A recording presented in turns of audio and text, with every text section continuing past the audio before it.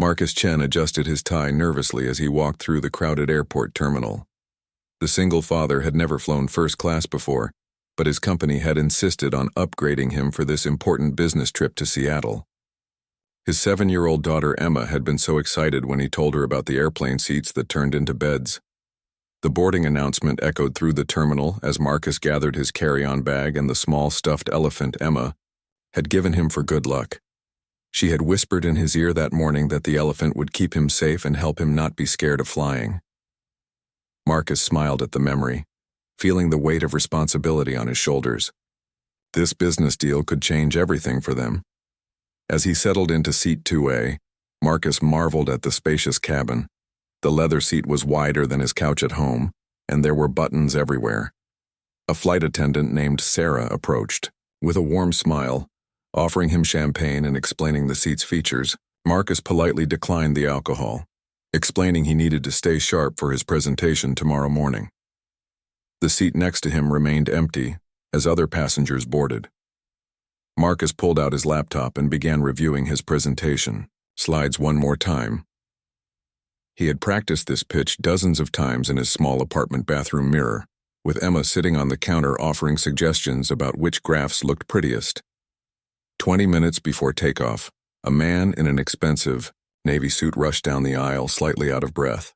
He had silver hair, perfectly styled, and wore a watch that probably cost more than Marcus made in 6 months. The man glanced at his boarding pass and stopped at seat 2B, right next to Marcus. "Sorry for cutting it close," the man said to Sarah, as she helped him stow his briefcase in the overhead compartment. Board meeting ran longer than expected. Marcus nodded politely and moved his laptop bag to give the businessman more room. The man settled in and immediately pulled out his phone, making several quick calls about stock prices and merger deadlines. His voice carried the authority of someone used to making million-dollar decisions before lunch. During takeoff, Marcus gripped his armrest tightly. He had only flown twice before, both times in cramped economy seats with crying babies and broken air conditioning. The smooth acceleration of the large aircraft surprised him, and soon they were climbing steadily through the clouds. The businessman beside him worked continuously, switching between his phone, tablet, and laptop with practiced efficiency. 2 hours into the flight, dinner service began. The businessman, who had introduced himself simply as Richard, finally put away his devices. They began chatting casually about their destinations. Marcus learned that Richard lived in New York and was heading to Seattle for a series of meetings. Richard discovered that Marcus worked as a mid-level manager at a small marketing firm in Chicago and was traveling to pitch a potential new client. "First time in first class?" Richard asked, noticing how Marcus carefully examined each piece of silverware before using it. Marcus nodded, feeling slightly embarrassed. "My company splurged for this trip. They really want to land this Seattle client." Richard smiled knowingly. "The difference a good presentation can make, right? I've seen small companies transform overnight with the right partnership." As they ate, Marcus found himself relaxing. Richard was surprisingly down-to-earth despite his obvious wealth and success. He asked thoughtful questions about Marcus's work and seemed genuinely interested in the challenges of small business marketing. Marcus shared stories about his daughter and the funny things she said about his work presentations. "She sounds like a smart kid," Richard said, cutting into his salmon. "How old did you say she was?" 7. "Emma's everything to me," Marcus replied, his voice softening. "Her mother passed away 3 years ago, so it's just been the two of us figuring things out together." Richard's expression grew serious and compassionate. "I'm sorry for your loss. Raising a child alone takes incredible strength." Marcus appreciated the sincerity in Richard's voice. Most people either avoided the topic entirely or offered empty platitudes. Richard seemed to understand the weight of single parenthood without making Marcus feel pitied.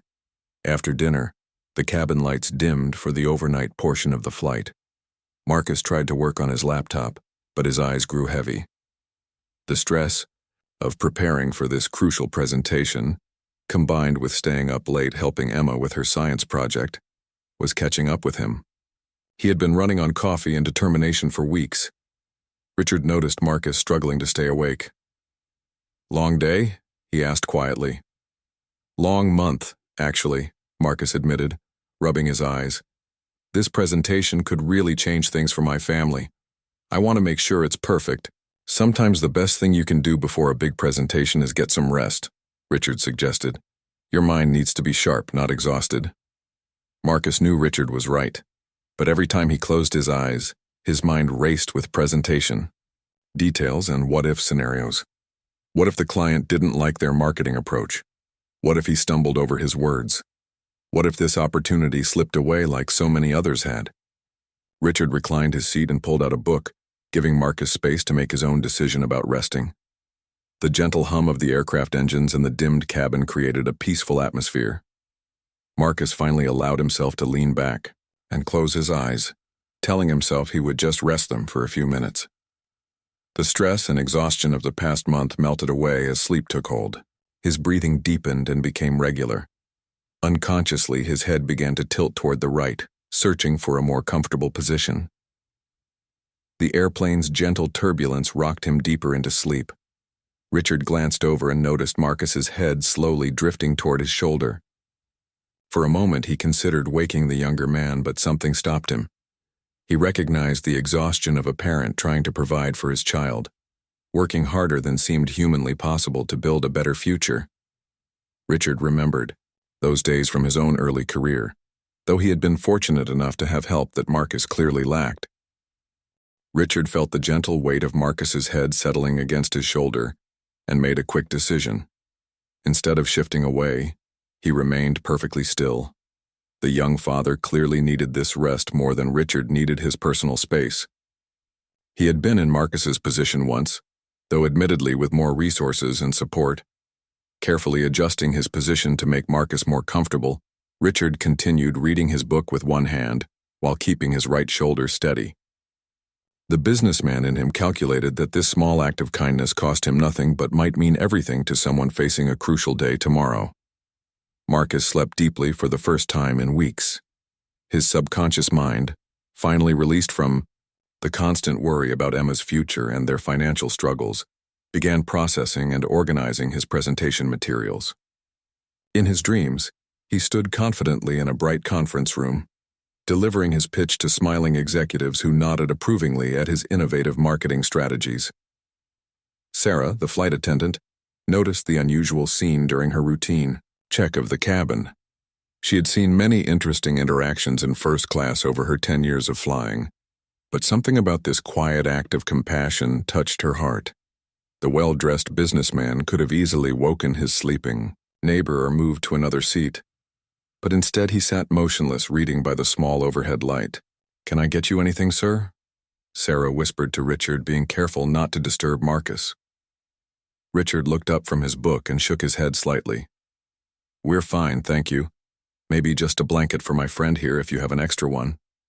Sarah returned quietly with a soft airline blanket, which Richard gently draped over Marcus's sleeping form. The simple gesture spoke volumes about Richard's character, and Sarah made a mental note of his kindness.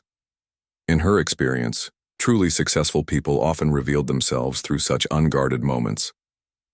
As the hours passed, other passengers walked by on their way to the restroom, some glancing curiously at the sleeping arrangement. Richard paid them no attention, absorbed in his book about sustainable business practices. Occasionally, he would glance down at Marcus, noting how much younger and more peaceful the man looked in sleep. The stress lines around his eyes had softened, and his breathing was deep and regular. Marcus stirred once during the night, unconsciously, adjusting his position against Richard's shoulder. In his half-awake state, he registered warmth and stability, reminding him of falling asleep against his father during long car rides as a child. The comforting feeling helped him sink back into restorative sleep. Richard's arm began to grow stiff after 3 hours, but he didn't move.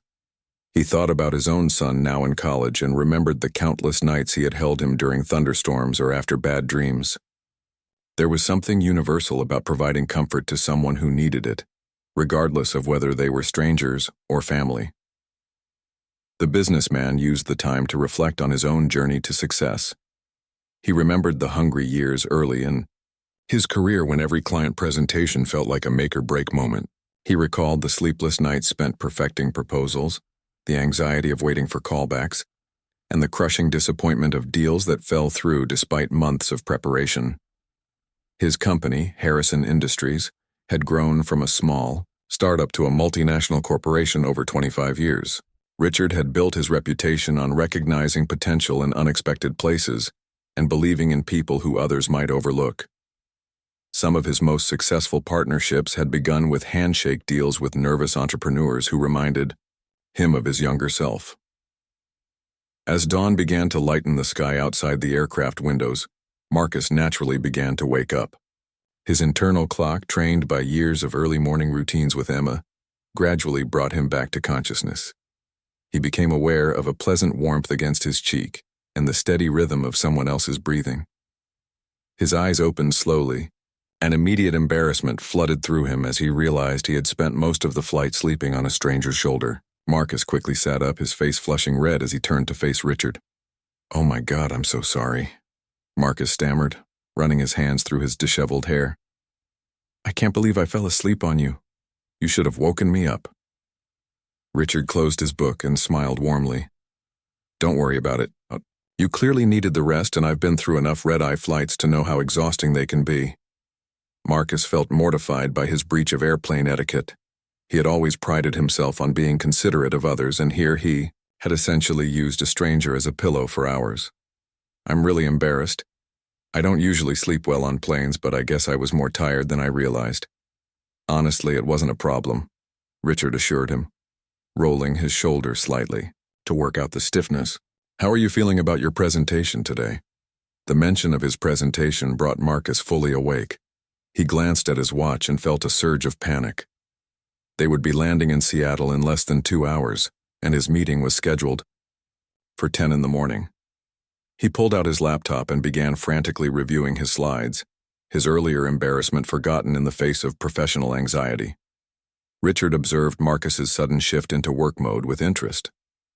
The young man's dedication was evident in every gesture, from the way he carefully reviewed each slide to his whispered practice of key phrases.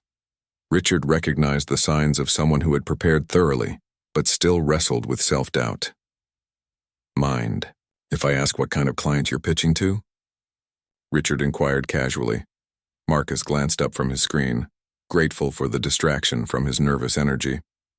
"It's a mid-sized tech company called Cascade Innovations. They're looking for a new marketing partner to help launch their latest software product. It could be huge for my firm if we land the contract." Richard's eyebrows raised slightly at the company name, but he didn't comment immediately. Instead, he asked, "What's your angle? What makes your firm different from the bigger agencies they could choose?" The question seemed to energize Marcus, and his nervousness transformed into enthusiasm as he began describing his marketing philosophy.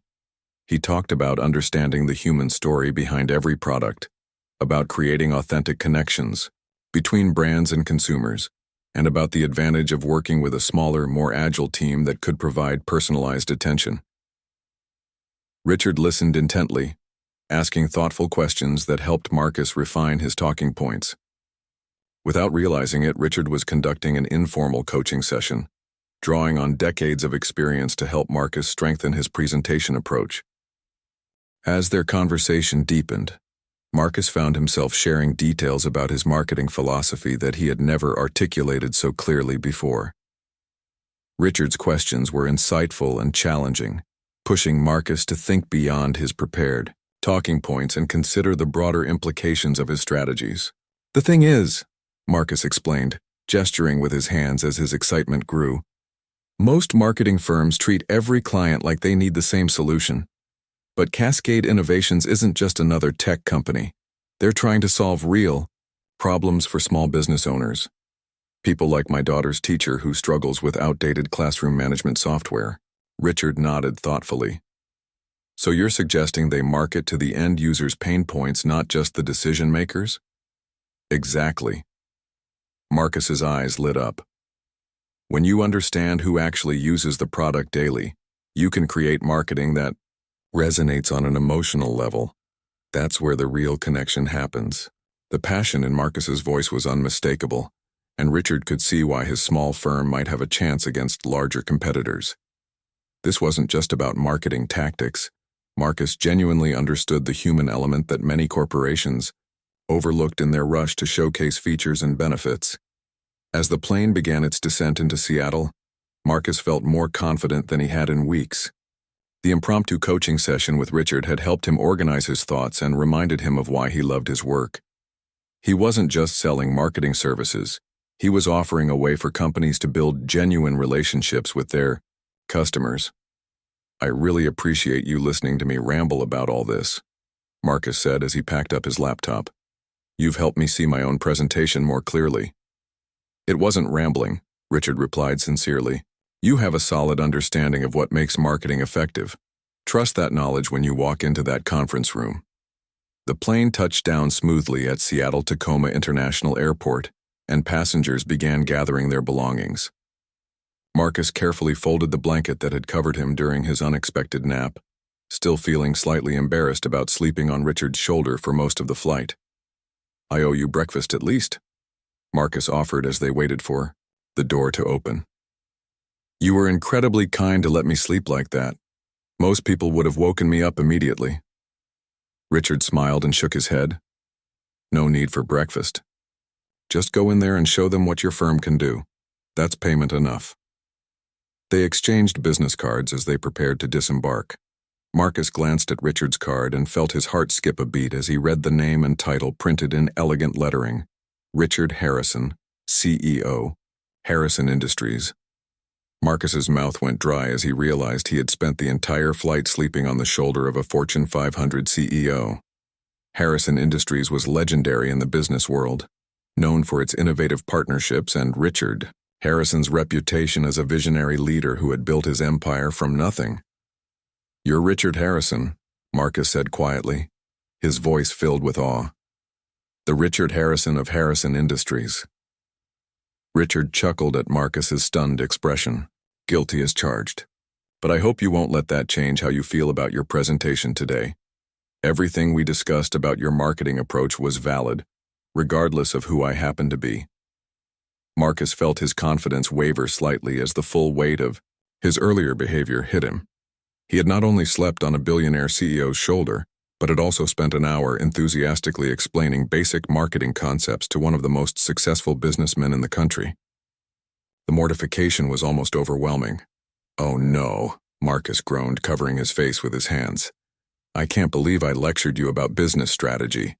You probably know more about marketing than I'll learn in my entire career." "Marcus, listen to me," Richard said firmly, placing a reassuring hand on the younger man's shoulder. "Experience and success don't make someone's ideas less valuable. Some of the best insights I've received over the years have come from people who see things differently, because they're not weighed down by conventional wisdom." The sincerity in Richard's voice helped calm Marcus's anxiety, but he still felt overwhelmed by the revelation. As they walked off the plane together, Marcus couldn't help but wonder if this chance encounter meant something more than coincidence. In the jetway, Richard paused and turned to Marcus. "I meant what I said about trusting your instincts today. You have good ideas and the passion to back them up. That combination is rarer than you might think." Marcus nodded, trying to absorb the encouragement from someone he had only read about in business magazines.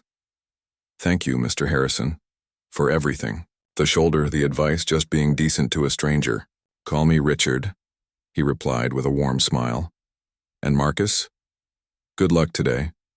I have a feeling you're going to do better than you think." They parted ways at the gate, Richard heading toward the first-class lounge while Marcus made his way to the baggage claim. As he waited for his suitcase, Marcus replayed the entire flight in his mind, still hardly believing what had transpired. He pulled out his phone to call Emma before school started in Chicago. She answered on the second ring, her cheerful 7-year-old voice immediately brightening his mood. "Daddy, did you fly in the fancy airplane? Did you sleep in the sky?" Marcus laughed, thinking about how accurately she had predicted his experience. "I did sleep in the sky, sweetheart, and I met a very nice man who helped me practice for my important meeting today." Was he nice like Uncle Jim, or nice like the librarian who always shushes people but smiles when she does it? He was genuinely nice, Em, the kind of person who helps others even when there's nothing in it for them. Emma was quiet for a moment, processing this information with the seriousness that sometimes surprised Marcus in their conversations. "Daddy, I think the elephant worked. You sound happy instead of scared." Marcus touched the small stuffed elephant in his jacket pocket, feeling a surge of love for his insightful daughter. "You're absolutely right. The elephant definitely worked." After ending the call, Marcus retrieved his luggage and caught a taxi to his hotel.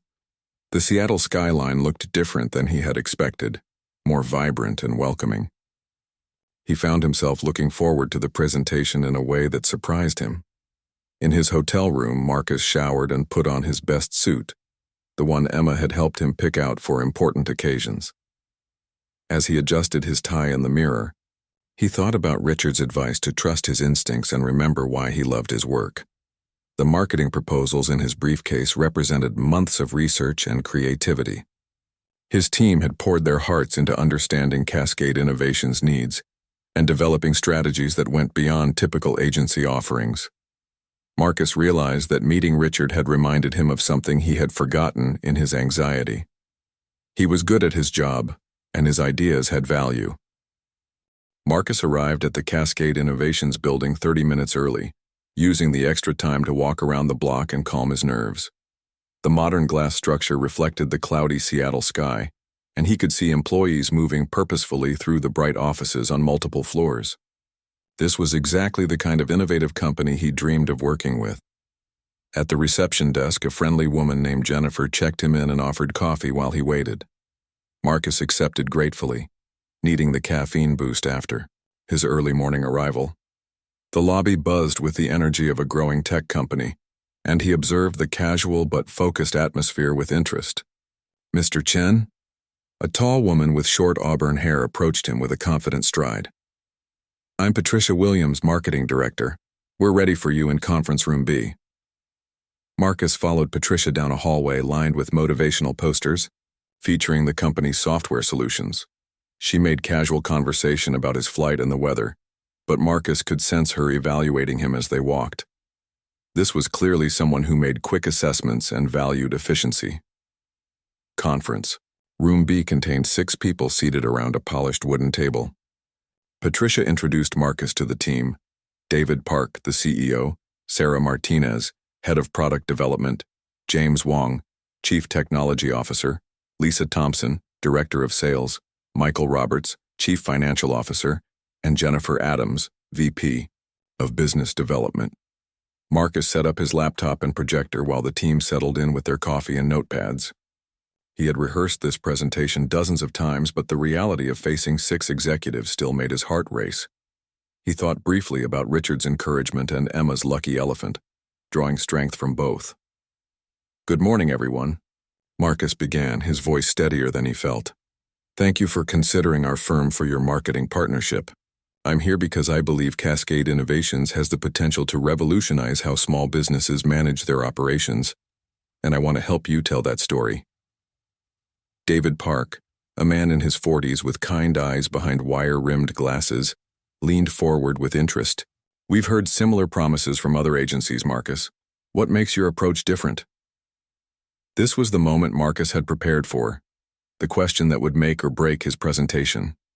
He clicked to his first slide, which showed a photo of a small restaurant owner struggling with outdated point-of-sale software.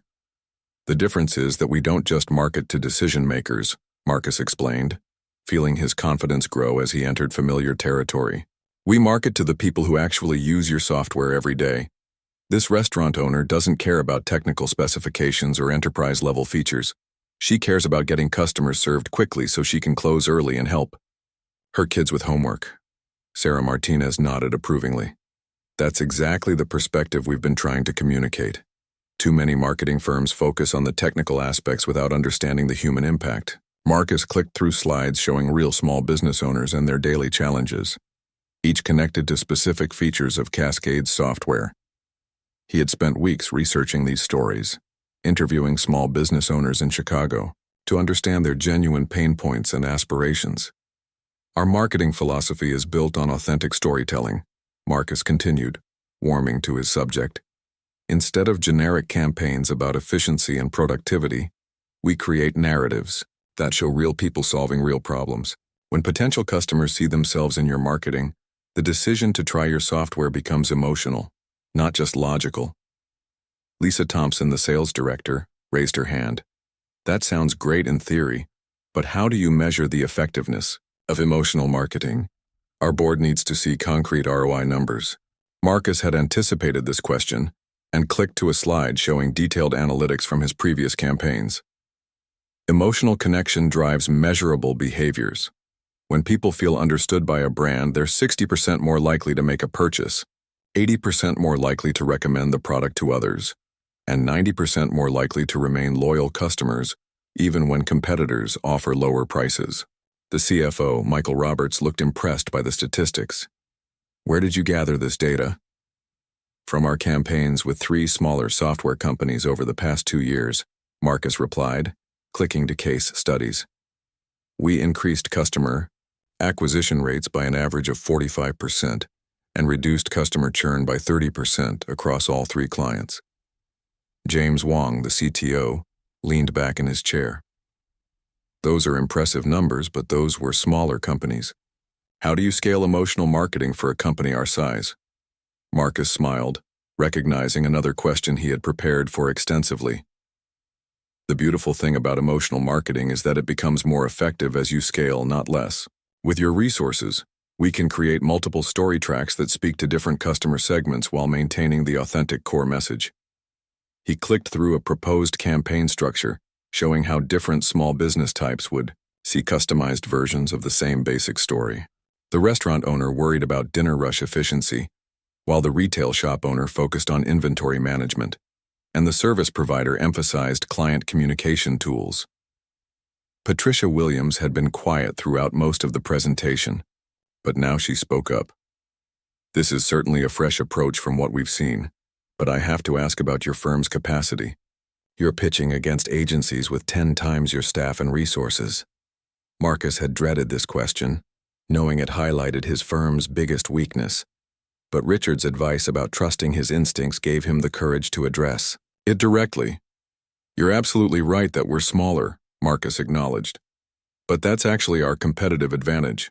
When you work with a massive agency, your account gets passed between junior associates and project managers. You become one of dozens of clients competing for attention. He clicked to his final slide, which showed a simple organizational chart. If you choose us, you get me personally managing your account, along with our senior creative director and our lead data analyst, 3 experienced professionals who will know your business as well as you do. We can pivot quickly, implement changes immediately, and give you the kind of personalized attention that large agencies simply can't provide. David Park exchanged glances with Patricia Williams before responding. That level of personal attention does sound appealing, but what happens if your key people leave or get overwhelmed with other clients? That's a fair concern, Marcus replied. Our firm has never lost a key team member, primarily because we limit our client base to ensure quality over quantity, and we would rather do exceptional work for 6 clients than mediocre work for 20. The room fell silent as the executives absorbed his presentation. Marcus could see them processing the information, weighing his firm's innovative approach against their concerns about capacity and experience. He felt good about his performance, but knew the decision would ultimately come down to factors beyond his control. Jennifer Adams, the VP of Business Development, broke the silence. Marcus, this has been refreshing. Most agencies spend their time talking about themselves and their awards. You've spent the entire presentation talking about us and our customers. Because that's what matters, Marcus replied simply. Awards don't sell software. Understanding your customers' stories does. David Park stood up, signaling the end of the formal presentation. We appreciate you coming all the way from Chicago to present to us. We have 2 more agencies presenting this week, and we'll make our decision by Friday. Marcus packed up his materials, feeling satisfied with his performance despite the uncertainty of the outcome. He had presented his ideas clearly, answered their questions honestly, and stayed true to his marketing philosophy throughout the discussion. As he shook hands with each team member, Patricia Williams pulled him aside. "Off the record, that was one of the most compelling presentations we've heard. Your approach aligns perfectly with our company values." Marcus felt a surge of hope as he left the building, but he tried to temper his expectations. Patricia's comment was encouraging, but he knew business decisions involved many factors beyond presentation quality. As he walked back to his hotel, he called Emma to tell her about the meeting. Emma's excitement was contagious as Marcus described his presentation over the phone. She asked detailed questions about the conference room, whether the executives were nice, and if he remembered to smile like they had practiced. Her innocent enthusiasm reminded him why this opportunity mattered so much beyond his professional ambitions. "Daddy, did you tell them about how you helped Mrs. Patterson's bakery with their Facebook page?" Emma asked, referring to a pro bono project Marcus had completed for their neighbor. "I mentioned similar projects, sweetheart. Remember, this is much bigger than Mrs. Patterson's bakery.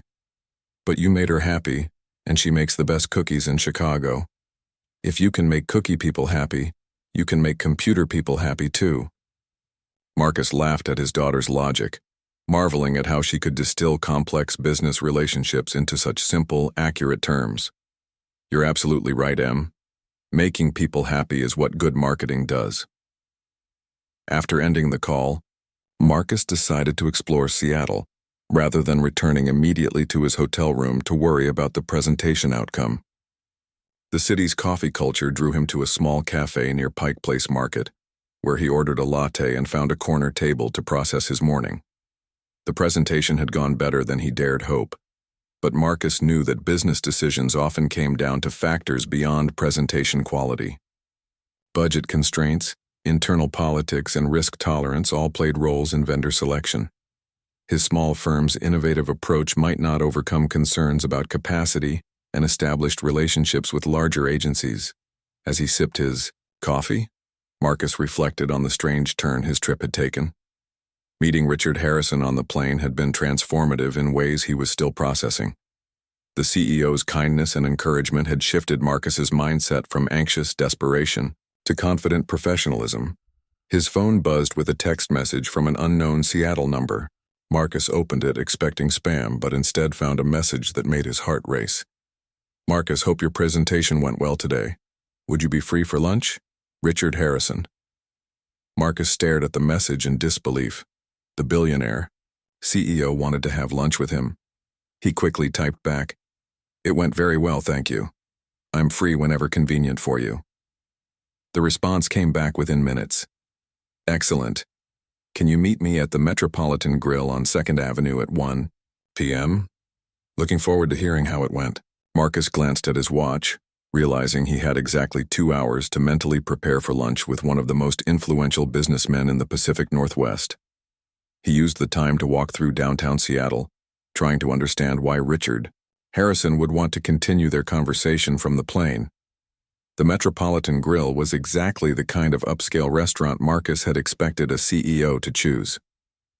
The hostess led him to a quiet corner table where Richard was already seated, reading what appeared to be a business report while sipping mineral water. "Marcus." Richard stood and shook hands warmly. "I'm glad you could make it. How did the presentation go?" As they settled into their seats, Marcus described the morning's meeting in detail. Richard listened intently, asking thoughtful questions about the executives' reactions and the dynamics he had observed in the room. "It sounds like you represented your firm beautifully," Richard commented as their server brought menus. "Patricia Williams has a reputation for being particularly discerning about marketing partnerships." Marcus nearly dropped his water glass. "You know Patricia Williams?" Richard smiled at Marcus's surprised expression. "Seattle's business community is smaller than you might think. Patricia and I served on a nonprofit board together a few years ago. She's brilliant and doesn't suffer fools gladly." "Should I be worried that she's tough to impress?" Marcus asked, suddenly concerned about his chances. "Quite the opposite," Richard replied. "If she seemed engaged during your presentation, it means you genuinely captured her attention. Patricia has sat through hundreds of marketing pitches, and she can spot authenticity from across the room." Their conversation continued over lunch, ranging from marketing philosophy to single parenthood to the challenges of growing a small business in a competitive market. Marcus found himself relaxing despite the surreal nature of sharing a meal with someone he had only read about in Fortune magazine. "I have to ask," Marcus said as they finished their entrees. "Why did you invite me to lunch? I mean, I'm grateful, but this seems above and beyond helping a nervous traveler."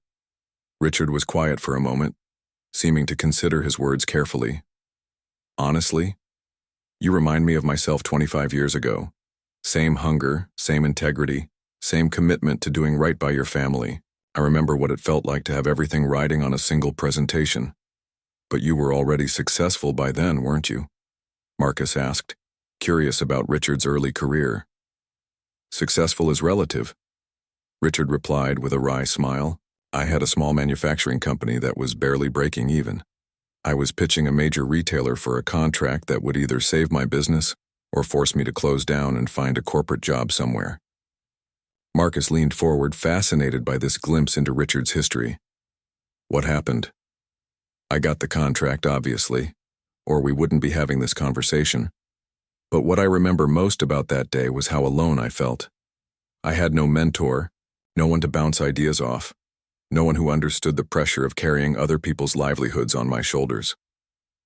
The vulnerability in Richard's voice surprised Marcus. Despite his wealth and success, there was something deeply human about the way he spoke about those early struggles. "That's exactly how I felt this morning," Marcus admitted. "Like everything my daughter and I have worked for was sitting on that conference table." Richard nodded knowingly. "The thing is, Marcus, success isn't just about landing the big contracts. It's about building relationships, maintaining integrity, and never forgetting that business is fundamentally about people helping people solve problems." Their server brought the check, which Richard quickly claimed despite Marcus's protests. As they prepared to leave, Richard pulled out his phone and showed Marcus a text message. "I received this about an hour ago," Richard said, handing Marcus the phone to read. The message was from Patricia Williams. "Richard, remember that marketing consultant you mentioned might be worth watching? He just gave one of the best presentations we've heard. Thought you'd want to know." Marcus stared at the message, confused. "You mentioned me to Patricia Williams? When?" "I called her this morning after we parted ways at the airport," Richard explained. "I told her that if a young marketing consultant named Marcus Chen was presenting to them today, she should pay close attention because he had some interesting ideas." Marcus felt his world tilt slightly. "You recommended me? But why? You barely know me." Richard smiled and stood up from the table. "Marcus, in 30 years of business, I've learned to recognize two things quickly: genuine passion and authentic character. You demonstrated both during our flight last night." As they walked out of the restaurant together, Marcus struggled to process what he had learned. Marcus walked alongside Richard down 2nd Avenue, his mind racing with questions and emotions he couldn't quite organize. The revelation that Richard had recommended him to Cascade Innovations felt surreal, like discovering that a chance encounter had been orchestrated by forces beyond his understanding. "I don't know what to say," Marcus finally managed as they reached the corner where their paths would diverge. "You didn't have to do that. You didn't owe me anything." Richard stopped walking and turned to face Marcus directly. "You're absolutely right. I didn't owe you anything. But Marcus, success creates a responsibility to lift others up when you can. That shoulder you slept on last night?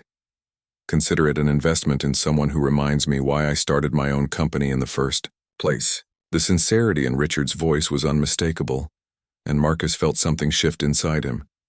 This wasn't about charity or pity. This was about one businessman recognizing potential in another and choosing to act on that recognition. "How can I ever thank you properly?" Marcus asked. "By succeeding," Richard replied simply. "By building the kind of company that treats people well, creates meaningful work, and remembers that business success should benefit more than just the owners. And someday, when you're established and successful, by extending the same kind of help to someone else who needs it." They shook hands one final time, and Richard handed Marcus his personal business card with his direct phone number. "Stay in touch, Marcus. I'm genuinely interested in seeing how your story unfolds." As Richard disappeared into the Seattle crowd, Marcus stood on the sidewalk for several minutes trying to absorb everything that had happened in the past 24 hours.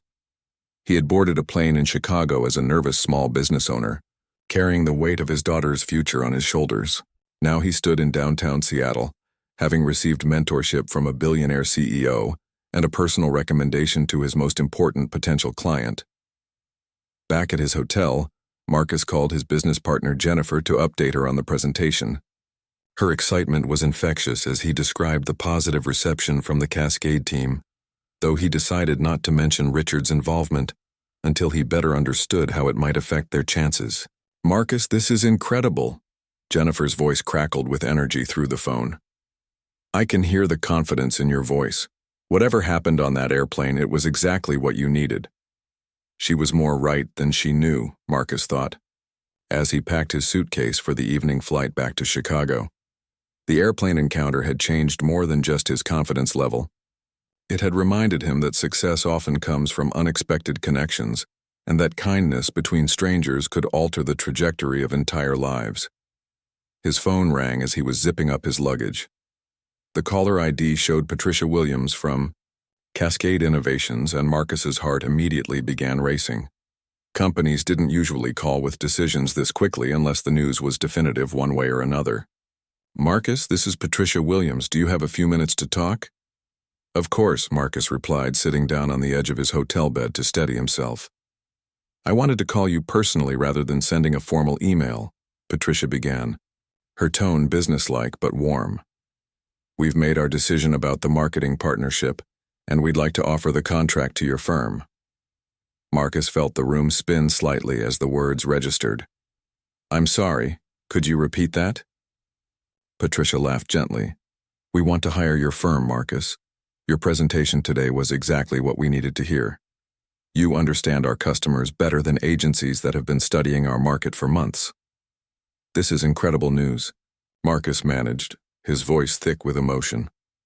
"I promise you won't regret this decision." "I know we won't," Patricia replied confidently. "There was something authentic about your approach that resonated with our entire team. We want to start with a 6-month trial contract, and if the results match our expectations, we'll discuss a longer-term partnership." After ending the call, Marcus sat in stunned silence for several minutes before calling Emma. She answered on the first ring as if she had been waiting by the phone. "Daddy, did the computer people like your presentation?" "They loved it, sweetheart," Marcus said, unable to keep the joy out of his voice. "We got the job. This is going to change everything, for us." Emma's delighted squeal could probably be heard in the next hotel room. "I knew the elephant would work. Can we celebrate with ice cream when you get home?" "We can celebrate with whatever you want, Em. Maybe we can even look at some of those bigger apartments we talked about." The flight back to Chicago gave Marcus time to reflect on the extraordinary turn his life had taken. As the plane climbed through the clouds over Seattle, he thought about Richard Harrison's unexpected kindness and how a simple act of compassion had created ripple effects that would benefit his entire family. He pulled out his laptop and began drafting an email to Richard, wanting to share the good news with the man who had played such a crucial role in his success. But as he typed, Marcus realized that the real lesson wasn't about the business recommendation or even the new contract. It was about the power of human connection and the responsibility that comes with success. Richard had shown him that true leadership wasn't just about building profitable companies or making smart investments. It was about recognizing potential in others and taking action to help them realize it. The billionaire CEO hadn't just given Marcus a business advantage, he had given him a model for how to use success responsibly. As the plane descended toward Chicago, Marcus made a promise to himself and to Emma's future. When his firm became successful enough to help others, he would remember this lesson. He would look for the nervous entrepreneurs, the struggling single parents, the passionate dreamers who just needed someone to believe in their potential. The stuffed elephant in his jacket pocket had indeed brought him luck, but not in the way 7-year-old Emma had imagined. The real magic had been in the reminder that kindness between strangers could change lives, that success was worth pursuing not just for personal gain, but for the opportunity to lift others up along the way. Marcus. Chen landed in Chicago as more than just a small business owner who had won an important contract. He landed as someone who had experienced firsthand how mentorship and compassion could transform not just careers, but entire life trajectories. And somewhere in Seattle, Richard Harrison was probably smiling, knowing that his investment in a sleeping stranger's potential was already paying dividends in ways that extended far beyond business metrics. The mid-flight surprise had indeed changed everything, proving that sometimes the most important moments in life happen when we're vulnerable, enough to accept help from unexpected sources and wise enough to recognize that success is best measured by how many others we help along the way.